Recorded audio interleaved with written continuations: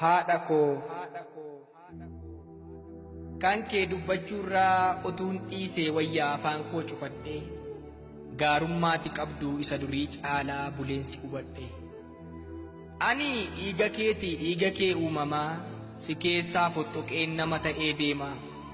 Uumaa gadameessaa miciree jalqabde eessarraa eegaleen eessatti lakkaa sati naaf cabde. Gaara meeqa buutee kattaa meeqas lixxee humna kee ijoollummaa guddisa koo fixxee dugda keef cinaacha kaasuuttis na baattee yommuu kan koo jiistu ofii gogduu nyaattee nama na gochuudhaaf simboon kee salphatee fuulli kee shuntuuree gogaan kee saphatee foon maddii kee dhumee dhooqee bishaan baatee hojii mana keessaatiin bifti kee manca'ee ramaciinsi gubee daaraan sitti harca'ee